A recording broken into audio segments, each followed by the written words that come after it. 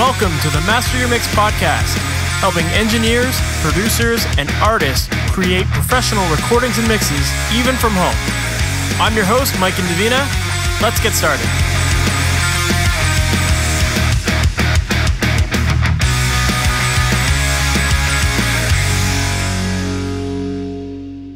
Hey guys, Mike and Davina here, and welcome to another episode of the Master Your Mix podcast. Thank you so much for joining me today. Today's episode is a really fun one. I'm interviewing Billy Decker, who, if you're not familiar with him, Billy is an amazing mixing engineer based out of Nashville, and he works primarily in the country genre. He's worked with artists like Kenny Chesney, Darius Rucker, Jason Aldean, Sam Hunt, and a whole bunch more. Billy is an amazing mixing engineer. If you listen to any of his mixes, they all sound massive. I kind of joke around with him in the episode where I think a lot of his mixes sound like massive rock and metal mixes, but just in the country genre, they're huge sounding. And what's even more impressive about his mixes is that he turns them around in anywhere from 45 minutes to an hour. He works very, very fast, and he's constantly putting out amazing work. So in this episode, we definitely talk about his techniques for working fast and what he does with templates and automation and all that kind of stuff. So I think you're going to learn a ton from this episode. So let's not waste any more time. Let's just jump right into it. Billy, thank you so much for being on the podcast. Thanks, Mike. Thanks for having me, be honest with you. No problem. Anytime. So for people who might not be familiar with your story and your background, can you give us a little bit of that and how you got into this industry and how you got into mixing? Yeah. Well, like everybody knows, my name's Billy Decker. I hail from the great state of Nebraska, of all places, right in the middle of nowhere. And I had always played in bands growing up for like a college part-time job. That was my part-time job. The bands with the best demo tapes always got the best fraternity sorority parties, bars, all that stuff, you know. So I decided after college, instead of pursuing what my degree was, I've got a degree in criminal justice. Instead of pursuing anything with that, I decided to try to make more money for my band by learning how to make a better demo tape. So I went down to an audio school in Florida, spent about 9 months down there, came back to Nebraska, and realized, oh, I am way better at making music than performing it. So I just stayed, did a few internships, sent out resumes. 25 years later, here we are in Nashville, Tennessee, and I'm mixing country music of all places, you know? Of course, that's awesome. So what instruments did you play growing up then? I played a little piano and a little guitar, just both enough not to embarrass myself. It's been helpful, though, being a quasi-musician, I'll call myself.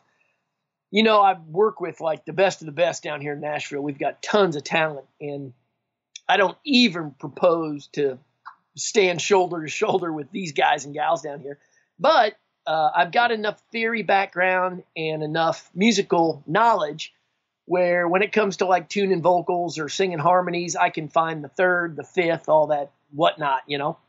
And to be honest with you, if I could go back knowing what I know now and do it all over again, I would have majored in music in college, because to have that super tight theory knowledge where somebody can be like, oh, okay, in the key of C, we need to pull out the seventh diminished flat upside down macaroni cheese, whatever. You know, I don't even know that stuff. But if I did, I think that would really even speed me up faster than I am. I'm known to be pretty quick in my workflow, but boy, I tell you what, I would be dangerous if I had a theory knowledge. So, and to be honest, someday I may go volunteer my services at a school in exchange for getting to take a theory class or something like that, because I think that would be really cool just to have it under my belt, you know? Yeah. So you started as a musician and you were kind of just working with the skills that you had. How did you fall into the mixing then? Like, did you follow a similar path to most people where it's like you were kind of recording your own band and then kind of just dabbling in it, and that's when you realized you were really good at it? I was working from about 8 in the morning till about 11 at night, doing overdubs, tracking bands, mixing, all that stuff. And I was like, you know what? I am missing out on my 2 kids growing up. My wife was not happy because I was gone all the time. She was basically a single mom, you know? Mm-hmm. And I just got tired of working so many hours and missing out on the finer things. So I pulled open a mix magazine, which, you know, back in the day, it was one of my bucket lists, is to be in Mix Magazine. And to this day, I have still never been in Mix Magazine. No way. So that's I've been in Sound on Sound. I've been interviewed, podcasted. I've got my own line of plugins coming out soon, you name it. But for some reason, the elusive Mix Magazine has never even been mentioned. We're going to start a campaign for you. We got to get you on there. Yes. We'll do, you can take that audio and we'll do like a hip hop remix, Mix Magazine, whatever you want to do.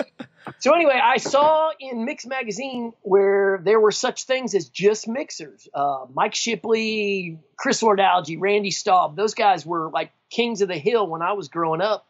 Bob Clearmountain, guys like that. And they seemed to be the ones, in the magazines, driving the fancy cars, getting all the chicks, going to all the parties, you name it. They were the rock stars of the engineering world, or the quarterbacks, And I was like, I want to do that. So I just started telling everybody, hey, I'm just a mixer. And if you want to record something, maybe call my buddy who's over here. He's set up. He's way better at that. But I've kind of found a little niche. And by me just saying that, all of a sudden it just took off. I started in Pro Tools really early on and taught myself how to do it. I'm 100% self-taught in Pro Tools, because when I went to the audio school, all I was doing was working on large format consoles.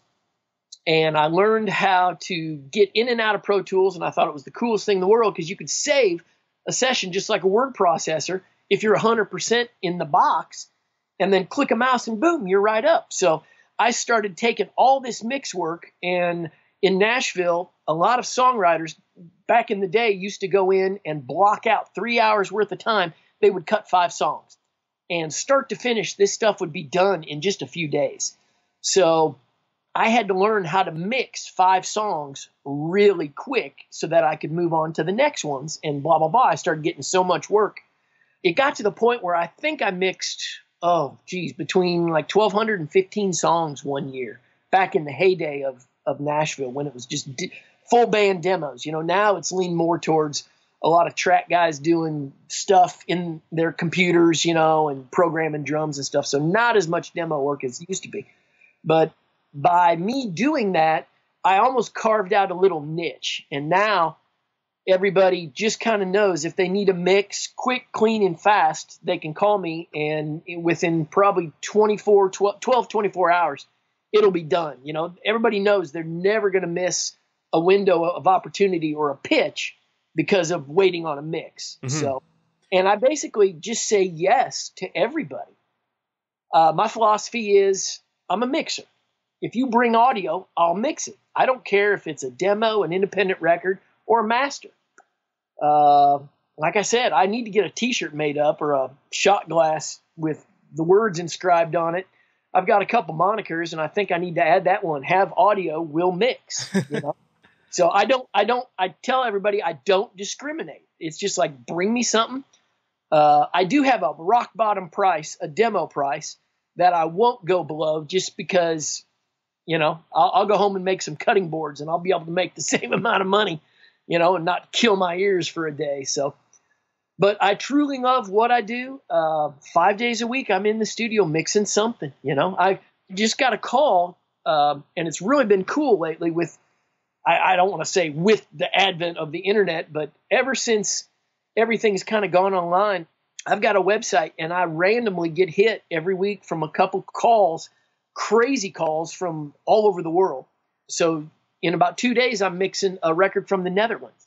Amazing. We're just communicating through email, and he sent me his phone number, and we'll talk over FaceTime because it's real expensive over in the Netherlands to call over to the States, So we just talk over Facebook Messenger and tweak the mixes and all that stuff. So it's pretty cool. I've got to meet a lot of people. I've done a Russian record, a Japanese record, a Netherlands record coming up. So yeah. That's awesome. So what was that transition like because you'd said that you would be in the studio for these long hours, kind of producing bands and recording bands and tracking them. What was that transition like when you decided, I am going to just be a mixer now? Because there's a lot of people out there that think about that kind of transition and niching down to one specific service. But I think a lot of people fear that because they're like, well, if I get rid of these projects that are paying me money, then I'm going to be losing out on money. So how did that work out for you in that moment? I went from doing the tracking and the overdubbing. I started working at a new studio that had the facilities to do that, but it was just a mix room. And back in the day, it was one of the probably the biggest, nicest mix room for Pro Tools that there was. It was like a 48 channel, maybe it was a 56 over at Soundstage. I was over there for 17 years. And so it was kind of like a high-endy Pro Tools mix room, and a lot of people wanted to come there to mix. Probably more for the look and the gear rather than me, to be honest with you, just to hang out at a really cool studio to do demos in, you know. But it wasn't like the spigot. I had always mixed, and I had such a, I guess I could say loyal clientele that it just turned into mixing more and more and more. It wasn't like one day I just said, boom, done, you know, and stopped tracking. What had happened was I moved rooms, and yeah, I suppose I still got called to track a few times, but for the most part, the dude that took over my spot at this studio, I kind of referred all my business back to him because he loved tracking. He referred all the mixing to me, so it was almost like a synonymous hand-in-hand type thing, and it just grew and grew and grew and grew. So, and there was a lot of times where I would do the overdubs, like they would cut the session, call me, I'd do the vocals and the tuning and whatnot. And then since they were there, they're just like, well, just mix it, you know? So there wasn't a lag period. What it did do for my life, though, is it got me home. I still would get in at 8:30 in the morning, but I would go home at about 5 or 5:30. I was almost going to say 4, but that's stretching the truth. And it allowed me to have a home life. And I'm all about balance. If something gets out of whack, dude, your whole life is out. If you're working too much, your home life's probably going to suffer. If you're sitting at home, hanging out with the wife and kids all day long, you're going to go crazy because you're not working. You're not earning any money. So, and you're going to drive your wife and kids crazy. So find the good balance, and I literally believe everything just falls into place. Yeah. Were you setting those hours for yourself at that point? Music Row starts at 10 o'clock here in Nashville, and it runs till about 5:30, maybe 6. So I actually would drop my kids off at school, get in at 8:30, beat the traffic, which now traffic in Nashville is horrible. You're from Toronto, so you said you have no idea what traffic is like. Yeah, come up here. We'll sit on the highway. But for Nashville, it's gotten really bad. So I used to be able to beat, before it got bad, I still would beat the rush hour by coming in that early and get more done before Music Row even started. And then that allowed me to get done even that much sooner, you know, no phone calls, no nothing. Nobody would even pick up the phone until 10 o'clock or show up to do anything. I'd get an hour and a half, and I'd bang out mixes in about 45 minutes to an hour at the most. Yeah. And so I'd get a good chunk of my day going. So, and now that my kids are grown and gone, I actually come in later to avoid the rush hour, and I go home later. So I'm still putting in about the same amount of hours. I've just shifted when I get in and leave. Yeah, I love that. Yeah, I love that you kind of created your boundaries for yourself in terms of time, and then it sounds like that in itself has also kind of led you to working faster and more efficiently as well, because you're forced into that kind of time frame, right? It does, and I actually still am in Pro Tools 10. I've got 11 on my laptop, and everybody's like, dude, you realize you could, when you're bouncing all these versions and these mixes, they're like, you can just hit, offline bounce and have it done in 20 seconds. And I'm like, you know what? That is my break time, though. I get up, I've got 3 minutes and 30 seconds to return emails, to get a cup of coffee, step outside, clear my ears before I do another one. If I didn't do that, I wouldn't leave this chair for 8-9 hours a day. I'd be 800 pounds, probably dying of a heart attack or something, because I'm always eating fast food and Nashville hot chicken. Yes, Nashville hot chicken. So I actually like working in an older version of Pro Tools because it's stable, it works. I've just got a system and a routine. I don't need the newest, latest, greatest. It's just, hey, I've got everything I need. It's up to my ears now. Yeah, if it ain't broke, don't fix it, right? Exactly. Yeah. So you did mention that you do mix really fast, and kind of to fit that Nashville mold, you had to learn to work more quickly because people are only booking these small amounts of time to do the work.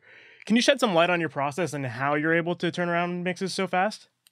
Yeah, I learned to use a system of templates, which I know now are becoming pretty popular, but probably back when I was doing it or starting out, I don't know if it was that big of a thing, because half the town was still on an analog console and half was probably in the box.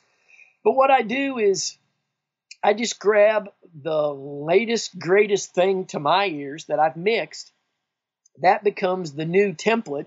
I blank out the audio, open up the old session, bring in the skin or like the shell of that session that I like, that I'm calling the template, and I just lock the audio and drag it down into those respective tracks, hit play, and I've got a system where I almost mix by sight as well as I do with my ears, just because I've got my template dialed in so well, and I've used the same sounds and whatnot, that I can just clip gain up the audio so I know how big it needs to be, so it's firing into my processing at the right level, so it doesn't clip, or if it's not hitting it hard enough to trigger off a snare or a tom or something like that.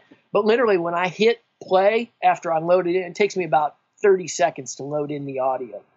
I hit play. I mean, the song's 85% mixed. I just clean up the ends, go through, do some rides, boom, done. Next song. So, yeah. You said you're using clip gain to hit everything at a certain level. Like, is that just all purely by sight, or are you actually shooting for specific numbers? No, it's by sight. Yeah. I just look at the waveform and I know, like my overheads, I know for a fact the way I've got the EQ and the compressor set up on those channels that the waveform needs to have about, if you're in medium waveform looking at Pro Tools in the edit window, I know it needs to be a 1/4 inch of blank space at the top and a 1/4 inch at the bottom. And I know that'll just sit right where it needs to sit. Yeah. And that's just all by experience. You've kind of learned that's the optimal. Yeah. And I've even got it dialed in more than that. I've got specific templates for specific studios. So I've been doing it long enough. I know exactly what, say, Soundstage A, what that's supposed to sound like. I've got a friend that owns Benchmark, and I know he cuts a little conservative. So I know that I have his template, my plugins are actually gained up, the outputs are gained up, and as well as the inputs, because he doesn't like to cut as hot. That's just the way he does. It sounds great, but that's his thing. So I've adjusted to a bunch of different studios like that. I've got one for Ocean Way. I know exactly what they sound like, the drums in that room, just from hearing it for the last, however many years. So I can cater a template to the studio it was cut at if I know where it was cut at. That's really interesting. I'm assuming you would probably do the same thing with different sounding artists. Like you might have a template that's for like more of like a heavier country act versus something that's a little more stripped down or something like that. Correct. Yeah, I've got a template that I know sounds really good for like a real heavy genre, a metal genre. I've got like a Americana one that's got my samples. I use 4 snare samples, but they are adjusted to a different blend, so it makes the drums sound more organic, a little more papery thin, not so much low end. Whereas the metal ones, I've got a lot of 200 hertz in the snare and a lot of top end and blah, blah, blah. So, yeah, I've got a folder that says Decker templates. And, I mean, they're all the way going back to 2006. And I just got done cutting a new Rodney Atkins record we just finished up. I actually recalled his hit song, his first number one. It was called Going Through Hell. And I used that same EQ curve that I used in this just to make sure I was doing it. And that's where I started. And believe it or not, I didn't even adjust it. I used the same thing that we did because he's been using the same mic he uses a Manly Gold. And so it's like, hey, it wasn't broke. It worked. Why fix it? So I slapped it up. Sounded good. Move on. That's amazing. Yeah. So then are you doing anything ahead of time to, like, are you telling the artists or the producers to do anything ahead of time to make that transition of loading those files in for mix, make that easier for you? Like, are you telling them to consolidate their tracks a certain way or I always hear about people saying that they have trouble with committing guitar tracks, and they'll, have like multiple mics all over their sessions and all that kind of stuff. Like, how do you deal with those kind of things? I tell anybody that wants me to mix something, if you're super in love with the sound of something, give me the original and then print that as well, just in case I don't have that specific plugin that you created that with. Like if there's like some wacky delay thing you're in love with, I may not have that thing. So if I can't recreate it, I can always pull up the committed track. But for the most part, I don't have an assistant. I never have. I ask everybody just to send me their Pro Tools session. They don't even need to clean it, because I've just got a system where I like to go. I get the tip and the tail. I clean up everything. I've just been doing it for so long that it's almost second nature to me. So it doesn't bother. If it comes in all consolidated WAV files, that's fine. If not, I'll go in. A lot of times on the record stuff, 99% of the time, everything's pretty tightly edited. The vocals are tuned. Everything's comped good. Maybe on a demo, it's not, so I'll just slap an auto tune on it. If they want me to tune the vocal, I'll draw in anything that's a little wacky. I can draw pretty fast too, but I really have like I said, just throw something at me and I'll give it back to you with the bow on it. Yeah. So it really doesn't bother me. I've seriously have just made a living out of being the guy where you can just like come up, punch me in the gut, and I'll say, thanks, can I have another? No big deal. No big deal. And do you also mix all of the sessions for an album or all the songs for an album in one specific session, or do you still have separate sessions for those? I'm not sure I understand what you said. Like let's say there's like 5 songs for a record that you're mixing. Okay. I know some people throw all 5 songs into one Pro Tools session and just kind of put, because it sounds like you're already templating things. So do you do that, or do you just have every song in its own session? No, every song has its own session. Yeah. So because if I did that, they would lose their timestamp in essence, because we're on a finite timeline, right? So if I put 5 songs back to back with space in between them, I'm going to miss out on the original timestamp because I'm moving it to be after that song. So everything gets their own session. And the first thing I do, for instance, when like say you would send me a song to mix, and I just say, send me your Pro Tools session. You've been working probably, and you've got a rough mix of it. Send everything with all your stuff on it. First thing I do is do a save as, and I'll call it the decorator just because that's like my email. It's a play on my last word that, I've told the story a million times. A songwriter coined that phrase back in like 2000, asked me to decorate his music one time, being like tongue in cheek. And I'm like, hey, that's kind of got a good ring to it. So I turned it into my email, my handle, my little moniker. So I'll call all my sessions the decorator. That is the mix session. But if I need to go back, like you call me and say, dude, I had this cool repeat thing that I had printed or that I was trying to recreate, I can actually close my session, open up yours, look at what you did without having to guess, So that way, if I do need to go back and pull something in, it's exactly time-stamped. I can just grab it, drag it right in. So I do know people that grab songs and put them all in one session. And the only time I've done that is I've done a bunch of live concerts for like Sirius XM. I've done a Colt Ford. I did a Kenny Chesney. I did Kenny I did for a live award show. Darius Rucker, where it was actually a concert, back to back. So in that instance, yes, that was in a finite timeline, like 1, 2, 3 in the same session. But as a matter of principle, no, every song gets its own session. Got it. And I'm assuming in your session templates, you don't already have automation in there as well. Like that's added after the fact, right? Correct. The first thing I do is when I load in the template, I will always blank out any automation. So yeah, I start from scratch, but it gives me a static spot. Mm-hmm. So say when I import in a template, the levels, everything's already set. So like when I hit play, the master fader is at a certain level. So everything is ready to go. And then all I need to do is go in and ride the vocals up. 9 times out of 10, if you see any of my sessions, the way I've figured out how to mix by using these plugins, limiters, compressors, EQs, blah, blah, blah, is I will not even touch a fader I just like mixing with the mouse, and all I do is draw up sections. I'll just cut, and then lift it up with a little tool. So if you go see one of my sessions, it just looks like almost like not an erector set, but Lego, or it just It's like a square wave or something like that. Yeah, and it just goes straight, and then it goes up, square, rectangle, then straight, then up, up, up. So typically, like a lead vocal will only get, if there's 3 choruses and a bridge, it'll get 4 rides, and that's just about it. A lot of times, a few clients really like me to go in and just grab the beginnings of words and the consonants and whatnot. But for the most part, I've got it figured out where they almost level themselves out with the way I've just done it. Don't ask me how. It does. And it's it sounds like you're pretty much only touching the vocal for the most part.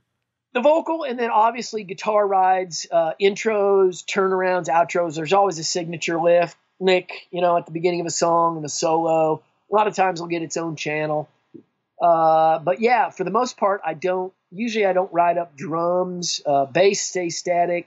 Acoustic guitars will go up and down, maybe a keyboard ride now and then. But yeah, you'd be shocked at how minimal rides there are. I'm not one of those guys that goes through and you see like an Etch-a-Sketch where it's just like, on a vocal. No way. That's not me. Yeah. I can do that, but, hell, that'd take an hour in itself. Well, that's why I was curious, because I find that for myself personally, I find that automation takes me a long time because I do overthink a lot of those moves, right?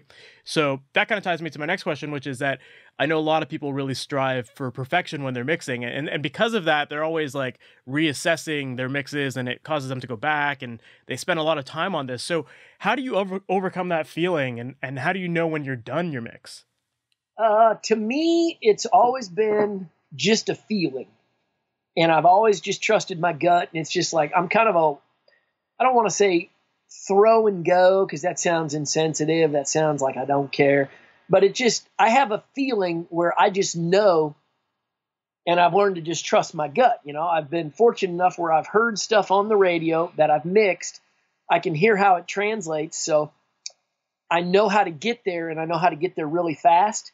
And for me, like, yesterday, right at the end of the day, I was just mixing a vocal, and I'm like, yeah, that's too quiet. I don't know why it's too quiet, but it just doesn't feel right. So I just raised it up like a dB, and it's like, oh yeah, now it's sitting right. So, and it had nothing to do with numbers, nothing to do with waveforms, because it was put in the template, but for some reason it just didn't feel right. So I think a lot of my stuff is just feel. And I think the reason I've been fortunate and been able to do this as long as I am, and people like what they hear, I definitely by no means profess to be the greatest or the best or even close to that, but I think I've been lucky in the fact that a lot of people, let me put it this way, a lot of people seem to think, or a lot of people like what I like. Does that make sense? Yeah. Well, that makes sense. If they're coming to you, they know what your sound is going to be like, right?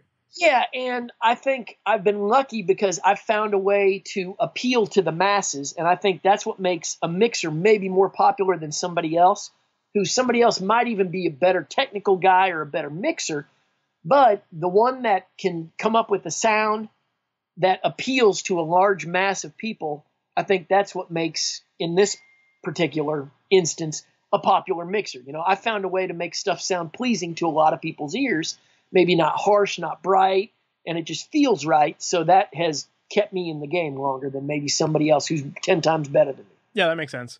I hear a lot of people in the business world talking about this concept of reducing the feedback loop, meaning that you do the work and you try to shorten the period of getting customer feedback so that you can make the rest of the process that much easier. So when you do a mix, do you do the first mix and send that off to the clients to get their feedback from it and see if you're in the right ballpark? Or because you're just so fast at it, do you just send all of the mixes at once as a complete package? Yeah, you know what I do? I send them mixes after I get done with every one. So by the time they hit me back, I'm already into the second song, and then I can make any adjustments or any changes, that they're doing along the way. Just because I can stop I'm 100% in the box, close it down, open up theirs, boom, address the thing, bounce it down, send them a new mix, jump back on my next one. So by the time we get done mixing a record, those initial first songs have been tweaked so many times that it's all fallen in a line. That makes and sense. I'm able to apply the later ones in the record seem to go easier because I'm applying what I'm doing in those first ones to get the client happier. So I'm getting them happier faster because I've already got that information. They want a certain sound on the vocals for the whole thing. I've already got that. And by the time I get to the last 5 or 6, it's like, oh, this is easy because we've already tweaked out the first ones. I know exactly what they want. So it's like, boom. Yeah, that makes a lot of sense. Yeah, and I think that probably happens in any form of business. I mean, you got a big order, you get to know a client, and then it's like, oh, yeah, You're constantly refining the process with the client. Sure. Yeah. Yeah, or like a food or at a restaurant, you're like, oh, people like this. Well, I'm going to just keep making this and add to that. I found the secret sauce. Yeah. Yeah, for sure. I know before we had started recording, we were kind of talking about mixing a little bit heavier. And one of the things that I always admired about your mixes is that they do sound like heavier rock mixes just like in a country genre. Like some of the tracks sound like they're like metal songs, but they're country, And I love how you've balanced that because I love that kind of quality of those heavier rock songs that are on the radio now. How much influence do other genres play in how you mix? Like, do you pay attention to what other genres are doing and try to incorporate those styles into it? Or is it just like, again, a feel thing where your natural instinct is to make these things sound really big and full? What's funny, if you get in my car, I've got XM radio in my car. And if you go start my car, the XM channel that comes up is Octane, channel 37, which is like the metal channel. So that's what I listen to on the way into work and the way home from work. I mean, I stay current and I check the charts and I do listen to country music just because, that's the format I'm in. Mm-hmm. But I really enjoy doing just bass guitar drums and feeling the power and the energy. And there's nothing like going to a big rock show, Mm-hmm. So, and I grew up listening to 80s rock, 90s rock, and then more recently I've gotten into heavier music just because I like the sounds. And in Nashville, there's like this real organic renaissance going on, and in heavy music, they're using samples and the kick drums are real pointed and clicky and loud. And too loud for Nashville standards. So, drums are life, right? Drums are life. Of course. And that's the first thing you hear when you go to a concert. They start thumping on that kick drum. Everybody stands up. Wow, the lights go down, So that's what I really enjoy. And I'm trying my damnedest to merge those formats and bring that hypey, sampley sound over to country. It used to be here way back when there was a guy named Lynn Petersell mixing, God rest his soul, one of Nashville's great engineers. He was huge into samples and mixed, 80% of the music back when he was alive, late 90s, mid 90s, whatever. He was like one of the kings here in town. And then it drifted away and got kind of real natural, and now it's like a super programmed in the box. Sometimes there's not even real drums. And I really enjoy that aspect of music. So that's the way I've gravitated towards, and I'm going to go down fighting to try to bring metal drums in the country format. So I love it. Wish me luck. I'm up against it. I think you're doing a great job so far on that. I'll merge the formats. Before I leave this earth, you will hear a double kick drum thumping in a country song. I promise you. Double kick. I can't wait. It'll probably convert me into more of a country fan. drop B and drop C tuning. I'm already working on it. Just be patient. Awesome. Well, speaking of those low tunings, like I know a lot of people have a lot of trouble with getting their low end right. Do you have any tips for getting that kind of figured out? Yeah, I high pass my two bus around 35, sometimes even 40 hertz. And not my kick drum, but my bass is always high passed around 70. And I've just gotten a system using samples, and I've already got them kind of figured out, so I rely on those a lot. But I would say a big moment for me in mixing was when I figured out compression, parallel compression, and low end, which is like the high pass and where to boost and where to cut.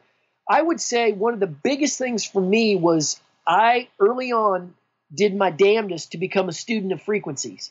So you can Google musical frequencies of instruments or whatnot, and a list will pop up and it says, okay, the human voice lives between here, a bass guitar is here, kick drums live in there, and commit those to memory and then just play with those, and you will be shocked at how easy it becomes to start EQing an instrument. So if you reach for a kick drum, you're not going to be EQing where it doesn't even live. You now know a kick drum lives in this range, the snap is here, the low end's here, a lot of garbage is there, so I know I'm going to instantly reach and cut where I know the garbage is, rather than, obviously we all sweep frequencies, find the pain, reduce the gain. We all came up with that scenario, but it really does help to know that you're never going to be in this batch of frequencies because it's physically impossible. It does not live there, Mm-hmm. Yeah, you're really just giving everything its own space.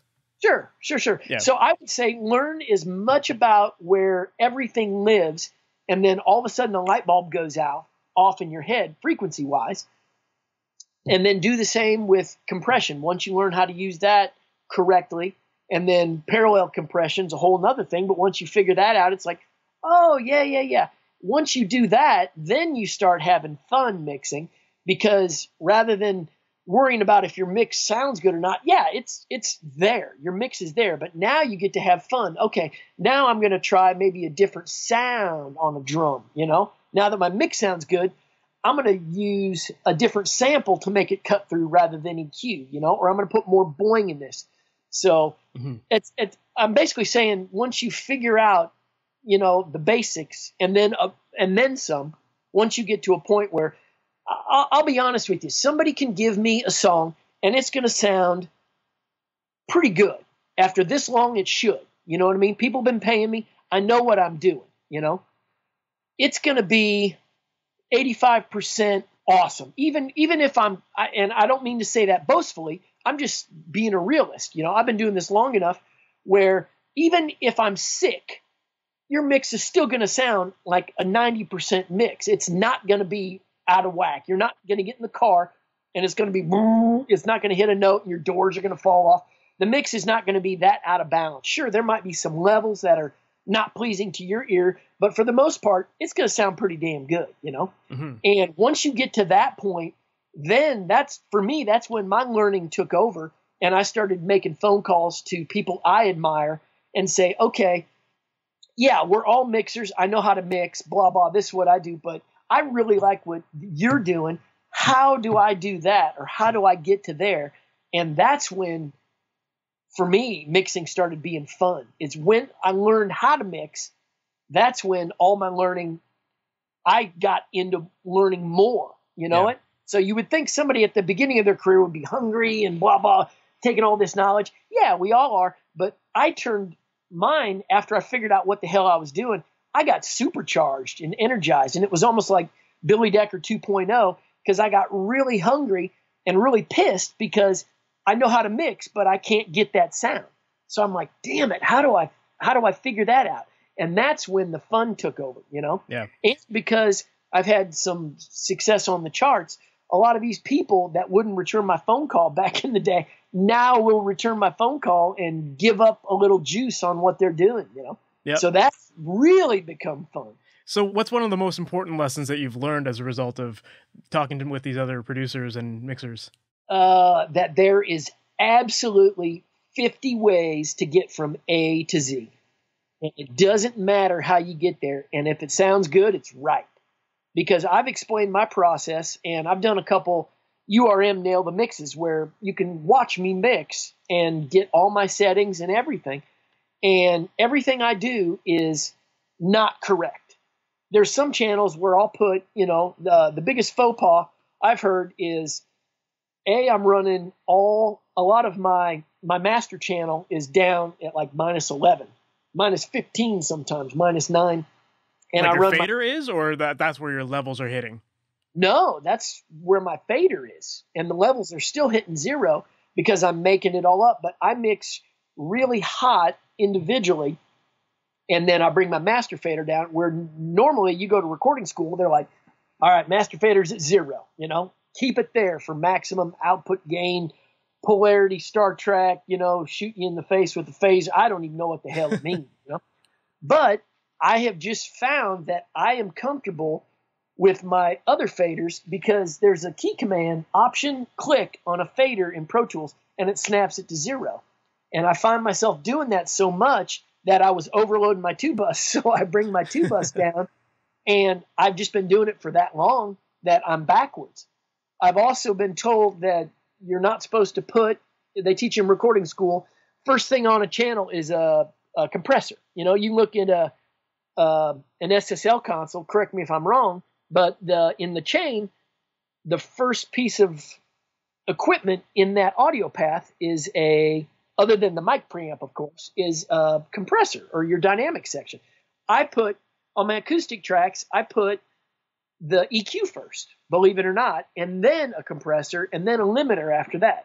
I do it the same way. Yeah, and I mean, I've had a couple engineers come in and go, dude, I don't know what the hell you're doing.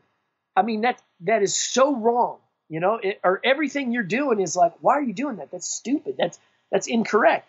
But then you listen to the end result, and it's like, oh, hey, this sounds pretty good. So that's what I've learned. There's no right way. As long as it sounds good, it's correct. Yeah. And I'll hit red. Hell, I hit red all the time. You snap one of my sessions up, shit's peaking left and right, But I'll turn it down. I'll make sure it's not clipping and distorting. And if it's fine, I don't care if it's red all across the board. If it sounds clean and good, it is. Mm-hmm. You're right. And I think that's something that a lot of people struggle with, is that they've heard these so-called rules of mixing, and they got their mixes at a point where everything's sounding really nice, but then they look at their screen and they're like, shit, I'm clipping here. Like, I guess I got to turn this down. And then it just undoes everything that they've worked so hard to achieve, right? Yeah, one of my biggest things you'll see when I mix is, I hit everything too hard, and by the time I'm done, it's clipping and stuff, probably tearing a hole in my eardrum. So what I do is I just go up, group all, drop it a couple dB, and then go back and individually push back up my returns. And sure, that takes some of the input out of those and maybe a little impact, but it cleans the signal up, and I just squish it harder on the 2-mix, and we're back good. And it all just contributes to the sound too. Like, maybe you do like that, over a compressed, clipped sound, that's not bad. If you like it, you like it. Sure. But I just did a gospel bluegrass record, and I did the exact same thing. And I found myself slamming a bluegrass record way too hot, It was like, fiddle was like, sound like a buzzsaw going off. So I end up bringing it down, and it's back to good. So yeah, I told you I don't discriminate. So have audio, will mix. I'll destroy it all the same way. That's awesome. One other thing I wanted to ask you about was your Decker boards. Yes. So for people who are listening to this that don't know about this, Billy has it's a side business, right? You are selling these things, right? Yeah. Yeah, so Billy has a side business where he's making wood cutting boards, and he's actually incorporated this a little bit into his studio business as a way of keeping top of mind with his customers. So yeah, I just wanted to know how that all got started, and how important is it to you to really maintain these relationships with your clients and give these little trinkets of cutting boards? Sure. Well, everybody, I've found a hobby that I really enjoy doing. My wife, 4 years ago, said we need a new cutting board. And so she's out looking for one. I'm like, you know what? I'm a smart guy. I can figure this out. So I literally went to YouTube. I mean, you can figure out how to go to the moon on YouTube these days, anything, and saw how to make a cutting board. So I made one, and it turned out pretty good. So then I started kind of getting into it more and more and more and more. And now I started a little side thing, obviously it's just out of my garage. It's just a fun hobby. But I've learned how to make cutting boards, and now I've made butcher blocks. And what I like to do is almost as whenever I get a record or a big project in, I'll thank the client by giving them a Decker board, every once in a while. And especially if they express an interest in like cooking and whatnot. But it's actually, I stopped after I started doing it. I was like, hey, that's kind of a good marketing tool almost unintentionally, because everybody's gathered around their kitchen at night talking. And, if I gave it to one of my artist buddies and they've got a new record coming up and they're sitting there chopping onions thinking about their new record, and it's like, oh, Decker board. Oh, let's call Decker. He'll mix it, So it's almost turned into a cool little, I don't even know what you'd call that. How about a friendly reminder that I'm still out there in the industry mixing? But for the most part, I just enjoy it. It gives me something to do. Like I said, balance in your life is good. So on the weekends, I don't listen to music when I'm doing it. I just put on my headphones and, try not to cut one of my other fingers off, which I did about 3 years ago. And luckily, thank God, Dr. Dovan put it back on, and works enough to mix. That's right. It was on my left hand. So okay. I do have the pictures though. It was pretty nasty. Yeah. No, I love that, because I think that, there's a lesson in that, which is that, business is more than just it's a two-way street, and it's more than just I'm going to provide you a service and you pay me. It's maintaining these relationships outside of the studio that help people come back ultimately and just keep those relationships going. So. Yeah, I think so. And that's, I like to, back when you're young, and I don't want to say young and hungry, but back when you're young and have more energy, how about that? You're more adept at being able to go out every night and rub elbows and go to the shows and maybe hang at a bar and stuff like that. But once you get older, you have kids, you're like, you know what? Tonight I want to go home and watch Netflix and get a pizza, and that's it, So I've used Facebook and I guess my cutting boards to kind of keep in touch with a lot of my friends out there, It's funny because I'll see somebody I haven't seen in maybe a year, like an old songwriter that's used me in the past to mix, but maybe hadn't been doing demos or something for a few months. And I'll run into them at a restaurant or something. They'll say, hey, dude, what's going on? By the way, I like your cutting boards, So they are still seeing what I'm doing, with Facebook and stuff, and they know I'm still mixing and whatnot. So for me, it's just, how about an unintentional marketing tool? You know what I mean? Mm-hmm. It's just something that I enjoy. It turned out to be kind of a good bridge. A lot of people will give, like when you finish a record or something, a lot of times you'll give somebody a bottle of whiskey or expensive something, or, they've got a little thing from the record a plaque or something like that when you get a number one or something. I guess my cutting boards are my way of saying thank you for letting me be part of your project, and instead of giving you a number one record, I gave you a cutting board. How about that? I love that. This is a way of saying thanks. And some people don't even do it. Some people are just like, hey, I'm just a mixer, thanks, goodbye, see you next record. Mm-hmm. But I don't know, maybe it was the way I raised, somebody does something nice for you. It's kind of nice to return the favor once in a while. And it helps differentiate you as well. So that's awesome. Yeah. If it does, it does. If not, hey, at least you got something to chop onions with. Even if you never call me again, you got something to keep scar marks off your countertop. Fair enough. Well, I know that you got a client that's about to come in soon, so we should probably start to wrap up. But I just had a couple quick questions for you. How can people follow you online and learn more about you? Well, I do have a website. It's called BillyDecker.com. It's real hard to find. Actually, what's funny is there's a dirt track racer, I think up in Indiana, named Billy Decker. And about 3-4 years ago, every time you get on and Google Billy Decker, it's like, I had people call me going, dude, are you racing stock cars now? And for some reason, he let that website go. He had BillyDecker.com. And I ended up getting lucky, I guess. It was just maybe when it expired or he let it go, or maybe he doesn't race. I've never met the guy. I'd love to. We got, something in common. Yeah. We got the same thing, I'll race cars. He can mix music. We'll trade for a week. But so I swooped it up from GoDaddy, and I had a friend of mine who's a manager make a website. And so to date, you can find me at BillyDecker.com. On Facebook, it's my name, Billy Decker. And Instagram, I actually just started recently because my kids are like, Dad, you got to do Instagram. I got 2 college kids. They're like, that's where everything's at. And I'm like, yeah, whatever. So a friend of mine started, he's a big computer guy. So he's like, hey, let me do your Instagram. So he did Decker boards. Nice. And markets it around the cutting boards. And then we just mix in a little music once in a while, That's awesome. Cool. But other than that, you can just find me in Nashville 5 days a week over at Westwood Studios mixing in the place called The Cabin. I've been over here 4 years, and yeah, that's what I do. Awesome. Cool. And any cool projects that you're working on now that you can talk about? I'm trying to think. I actually just finished up a metal band called GFM. It's 3 teenage girls, 14, 16, 18. They play everything. They're little musical prodigies.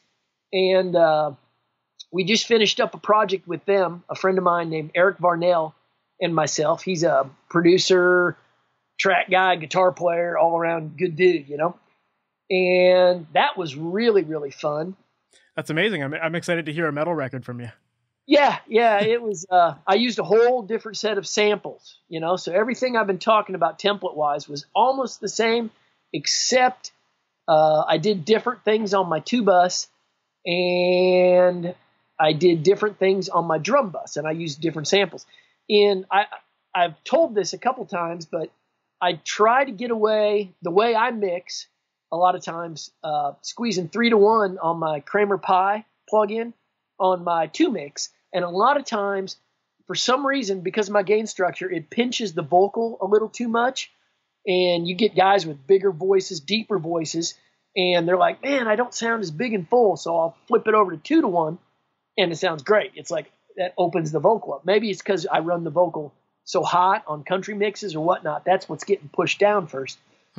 But for this metal record, 2-to-1, there was no way. I mean, it was just, I had to go 3-to-1. And I pounded it more than I usually do. And it was like, oh, yeah, that's that sound, So that's another instance, I guess, of there's a million ways to skin a cat, For sure. That's awesome. I'm looking forward to hearing it. Yeah. Awesome. Well, thank you so much for being on here. I really appreciate it. Absolutely. Anytime. Be good up there in Toronto, Mike. And for God's sake, get a coat on. It's getting cold up there. That was my interview with Billy Decker. I hope that you enjoyed that episode just as much as I did. I had such a great time talking with that guy. He's such a genuinely nice guy, really funny guy as well. And I just love his approach to mixing. I love how minimalist he works. I love how fast he works. And like I said at the beginning of the episode, listen to any of the mixes that he does, and they all slam super hard. So it was really, really refreshing to hear his perspective on working fast and still being able to pull out results like he's getting. So Billy, thank you one more time for being on this episode. I had a really great time chatting with you. I'd love to have you back. If this is your first time listening to the Master Your Mix podcast, please make sure to subscribe to this podcast. Whether that's on iTunes or Android or wherever you listen to your podcasts, make sure to subscribe and you won't miss any new episodes as they come out. Also, if you can please leave a rating and review on the iTunes store, that would be super, super helpful. That just helps me get exposed to more people and to help more and more aspiring engineers. That is exactly the goal of this podcast. I want to help engineers and I want to help out artists and producers and musicians to make better mixes. So whether that's through learning from myself or from the guests on this podcast or from the videos and blog articles that I've got on MasterYourMix.com, that's what I'm aiming to do. I really want to help more people make better mixes. So make sure to spread the word about the podcast. And speaking of MasterYourMix.com, if you've never visited the website, currently I'm giving away a free download. It's called the Ultimate Mixing Blueprint. It's a guide to using EQ and compression on a variety of instruments in your mixes, and it shows you what kind of sound characteristics to listen out for as you're mixing. Because like Billy said in this interview, once you get an idea of what to be listening for, it allows you to work faster, it allows you to work smarter and make more informed decisions and just work in autopilot mode. So that's what that guide is aiming to do. I just really want you to grasp the concept of what to be listening for so that you can make better mixes faster. So once again, that's a free download at MasterYourMix.com. Make sure to check it out. To sign up for it, all you got to do is just enter your email address, and once you do that, I'll send you the blueprint, and I'll also add you to my mailing list where every week I send out new videos, tips and tutorials, podcast episodes, and more designed to help you improve your mixes. So check that out, and that's it for this episode, guys. I'll see you in the next one. We'll talk soon. Take care. Thanks for listening to the Master Your Mix podcast. To have your questions answered, submit your questions to questions@masteryourmix.com. Please go to iTunes and subscribe and leave a review. And for more information on how you can improve your mixes, visit MasterYourMix.com.